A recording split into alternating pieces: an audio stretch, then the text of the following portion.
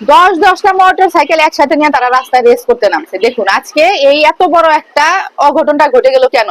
শুধু অসচেতনতার জন্য। 10-10টা motor cycle একবার এক রাস্তায় যদি রাস্তা ব্লক করে ফেলে, বাকি যানবাহন গুলো কোন দিক দিয়ে যাবে বলেন তো? আর তাদের কি চালানোর স্পিড, মানে মনে হয় যে তারা এটা যে একটা রোড মনে করে না, তারা মনে করে এটা আকাশ, এটা হেলিকপ্টার, মানে তার আশেপাশে কেউ থাকতে পারবে না।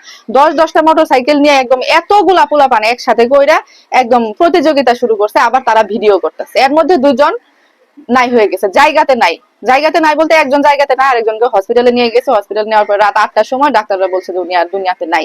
চিন্তা করুন, মা এত আদরের সন্তানগুলোকে মা বাবা বড় করার পরে এইভাবে যদি এরা এই যে এরকম করে মোটর সাইকেলে পয়রা যদি এইভাবে করে দুনিয়া থেকে চলে যায়, মা বাবার তখন কেমনটা লাগে বলেন একবার। আর এই পোলাপান গুলো নিজের জীবনের চিন্তা করে না, পোলাপান গুলোকে মনে হয় যে আজ ডাকে, বুঝছেন, এমন একটা অবস্থা।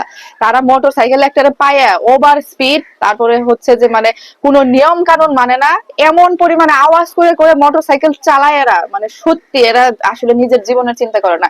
এরা হচ্ছে যে যেভাবে করে ভিডিও গেম দেখে মোবাইলের মধ্যে, টিভির মধ্যে, এরা হচ্ছে যে মনে করে যে আমরাও রাস্তায় গেম খেলতে নামছি, সেভাবে করে তারা মোটর সাইকেল চালাইতে চায়।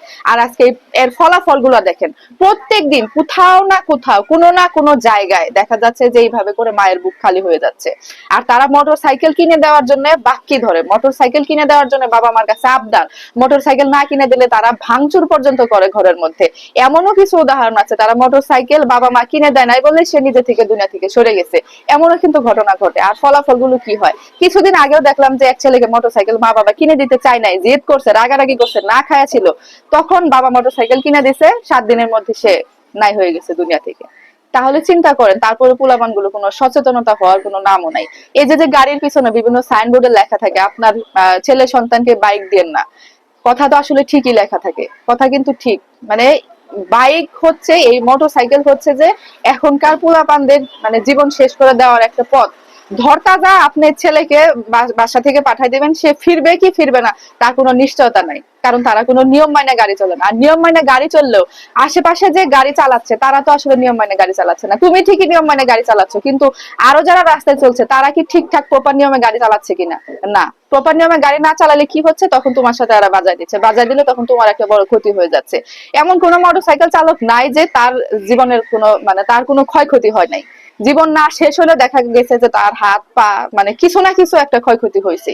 তাহলে প্রয়োজনটা কি এরকম ভাবে গাড়ি চালানো? প্রয়োজনটা কি এরকম করে বাইক কেনা? অনেক বাইক লাভাররা এসে বলবেন যে আপু এগুলো কি বলতেছেন, আমরা কি বাইক কিনবো না? আমি জানি না তোমরা বাইক কিনবা কি কিনবা না, কিন্তু দেখা যায় যে তোমাদের এই যে ধর তাজা জীবন গুলো যেভাবে যে তোমরা নাই হয়ে যাচ্ছ, ওইভাবে যে শেষ হয়ে যাচ্ছ, তোমাদের বাবা মার কেমন লাগে তখন? সেটাই হচ্ছে আমার কথা। আমার ছেলেকে তো আমি নিষেধ করে দিয়েছি, কারণ মোটরসাইকেলের পিছনেও উঠতে পারবি না, কখনোই না। এখন আল্লাহ জানে সে শুনবে কি শুনবে না, আমার জানা নাই, ভবিষ্যতে কি হবে জানি না। তারপরে হায়াত মউত আল্লাহর হাতে।